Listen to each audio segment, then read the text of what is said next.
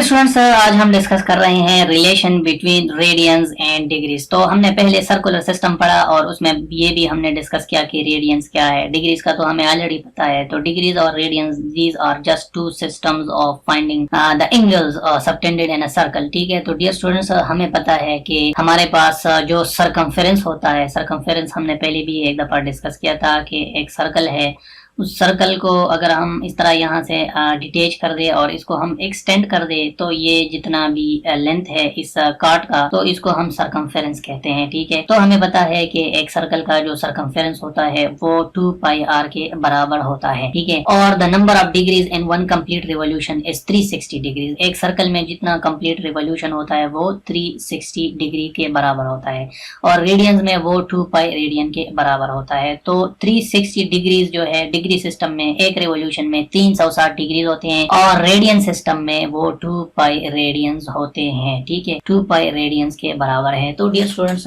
इससे हमें पता चलता है कि जो अब हम इसको देख सकते हैं कि 2 पाई रेडियन 360 के बराबर है, पाई रेडियन 180 के बराबर है।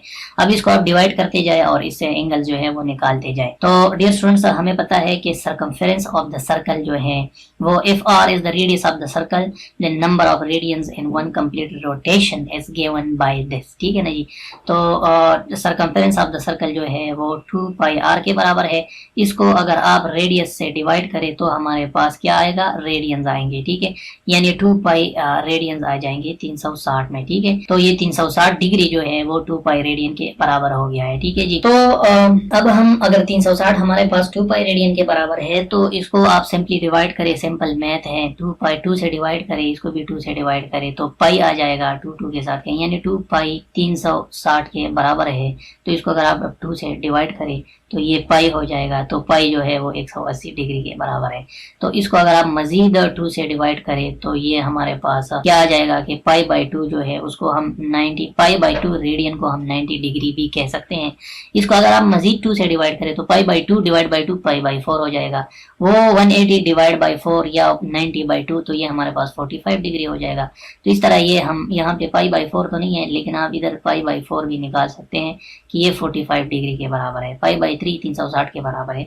पाई बाई 6 जो है इसी तरह आप जाएं तो अगर आपके पास 1 रेडियन, ये डियर स्टूडेंट्स अगर आप इसको देखें तो 1 रेडियन, जैसे हमारे पास पाई रेडियन जो है वो 180 डिग्री के बराबर है, तो 1 रेडियन किस चीज के बराबर हो जाएगा। ठीक है, तो वो रेडियन चूंकि बड़ा यूनिट है तो वो ये 180 डिवाइड बाई पाई होगा। अब अगर आपसे कोई पूछे कि 1 डिग्री कितने रेडियन के, तो हम इसको फिर पाई बाई 180 कहेंगे। ठीक है, तो 1 डिग्री छोटा यूनिट है तो इसलिए बहुत बड़े नंबर पे पाई डिवाइड हो रहा है। पाई तो वैसे 3.14 के बराबर है ना, अगर आप इसको डिग्रीज में नहीं नंबर्स में देखें 3.14 के बराबर है।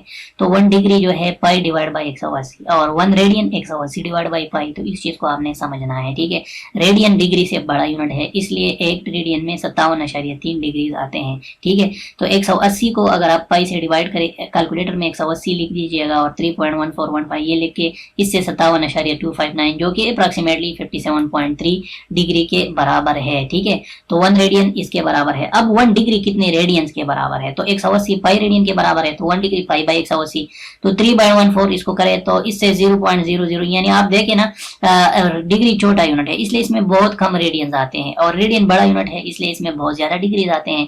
तो अगर आप कंफ्यूज होते हैं कि 1 रेडियन पाई बाई 180 के बराबर है या 180 बाई पाई के बराबर है, तो आप इस तरह लिखेंगे कि 1 रेडियन जो है क्योंकि बड़ा यूनिट है तो इसलिए पाई नीचे होना चाहिए। ठीक है, इसमें पाई नीचे होना चाहिए, यानी 3 नीचे होना चाहिए। अगर आप कहते हैं कि 1 डिग्री कितनी रेडियन के बराबर है तो इससे कम आएगा, तो इसलिए इसमें पाई ऊपर कर दे और इसको नीचे कर दे तो इससे बहुत कम वैल्यू बनेगी। ठीक है ना, पाई बाई 180, तो इसलिए आप इसको ऐसे याद रखें।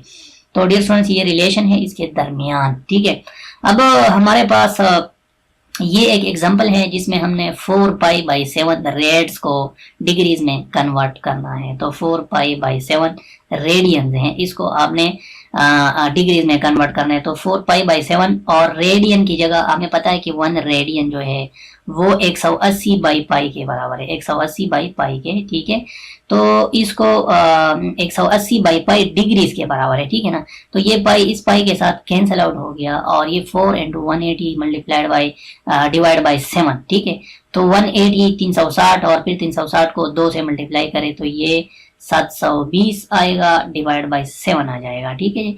और इसको अब आप करें कैलकुलेटर से तो इसका यही आंसर आएगा जो हमारे पास गिवन है।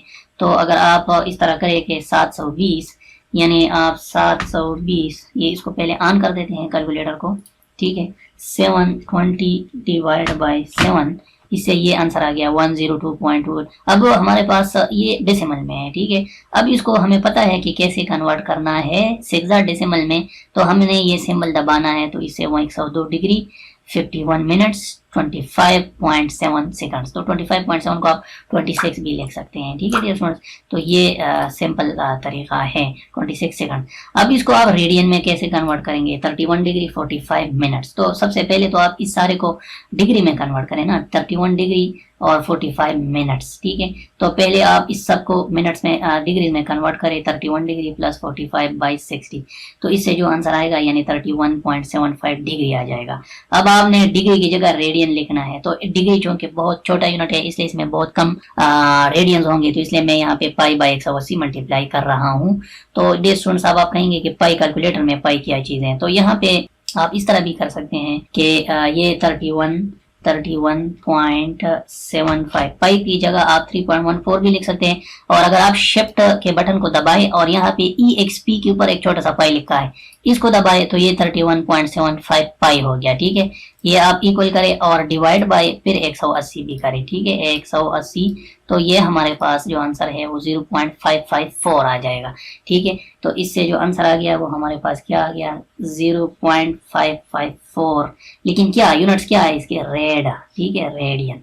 तो ये हमारे पास रेडियन में आंसर आ गया, यानी 31 डिग्री 45 मिनट्स जो है वो 0.554 रेडियन के बराबर है। तो डियर स्टूडेंट ये तरीका है इसको लिखने का और इसको समझने का और इसको कैलकुलेटर में सॉल्व करने का, ठीक है। तो ये हमने कर दिया है, ये सारी चीज़ें हमने पढ़ी है। अब एक्सरसाइज को हम इंशाल्लाह अगले लेक्चर में डिस्कस करेंगे। तो तब तक के लिए इजाज़त दीजिएगा, अल्लाह हाफिज़।